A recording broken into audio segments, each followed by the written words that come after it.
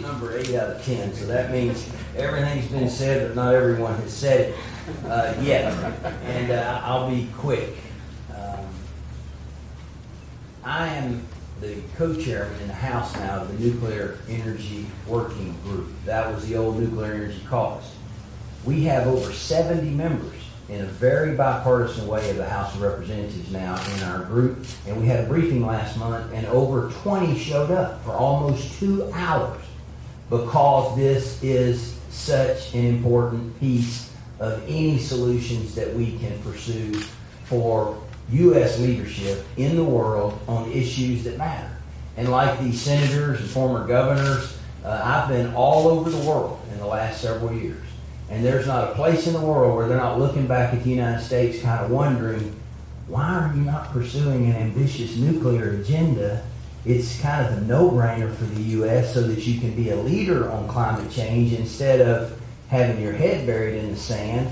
But that's what other countries are doing. Why is the United States not doing that? And I hear that from our colleagues around the world. And then the president says that Iran should have the right to pursue nuclear power. Why should we not have the right to pursue nuclear power with the full support of this administration? That's ironic. But there's a lot of momentum around this industry being a piece of any solution. And there's still time. Cap and trade has moved through the committee now in the House. The Senate, we're counting on to have a stronger nuclear commitment, but there's still time for everybody from 1600 Pennsylvania Avenue back to the Capitol to understand this is very, very important.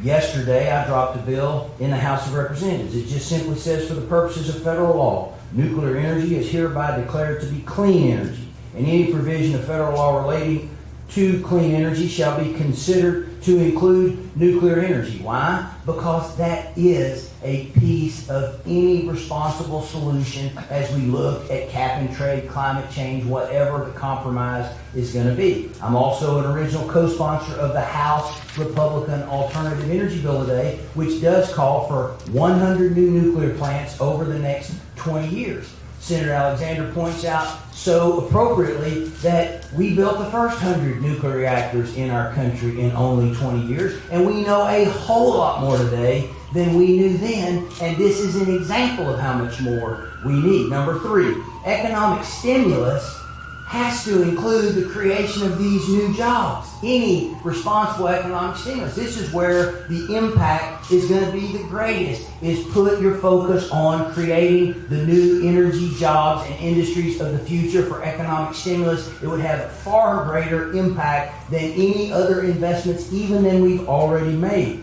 The energy technology industry is the only way to balance the budget again by generating robust U.S. export revenues in manufacturing of these new solutions for our world. It is logical, and so many people understand that. And then number 4, I'm here today and finally to say BMW represents the kind of excellence in U.S. innovation and industry that we need desperately, so the next generation of these young people will see that in the United States you can rise to any level of intellectual superiority and make a profit doing it, and that all of this industry is not going to go elsewhere. That's why this is so important. Why in Tennessee here we've seen BMW perform with excellence in Tennessee. And we believe in them, and we believe in U.S. industry, and we believe that this is the future if we're ever going to recover. There's a lot of fear out there about what's going on in our country today. Whether or not we can be competitive, whether or not the next generation is going to continue to lead the world, this is one really important piece of our own competitiveness for the future as Americans. So I'm here today to say thanks to everyone, but we've still got to convince a lot of people in this city that this is important and timely and must be considered in any solution that the United States Congress and the administration brings about.